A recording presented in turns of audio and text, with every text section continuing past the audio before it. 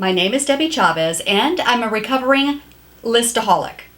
Sound familiar? Are you a listaholic too? Something very common with us high achiever women, us busy women, us competent women, us organized women, is that we tend to be list makers. We accomplish a lot because we have lists. Are you a listaholic too? In fact, I'm so neurotic about my list that if I do something that is not already on my list, I write it on my list after I've already done it so that I have the pleasure of checking it off or penciling it out. Like, I've done this thing, I've done another thing. Woo, I'm awesome.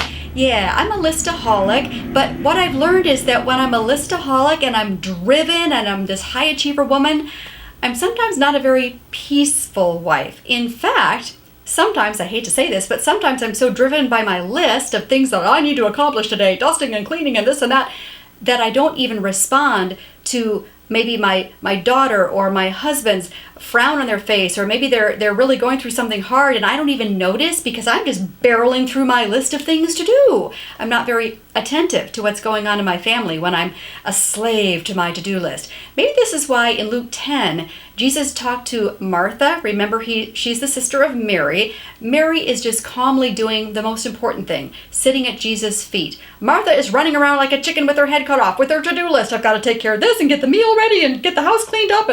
And Jesus says to her in Luke 10, Martha, Martha, and he actually starts to kind of scold her in a gentle way for being so busy and preoccupied. And he says, your sister Mary has chosen the better thing.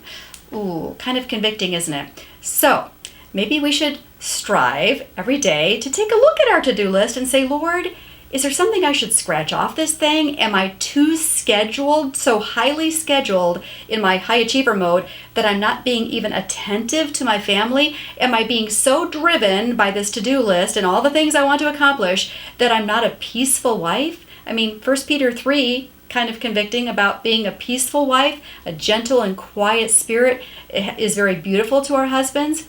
Just some things to reflect on.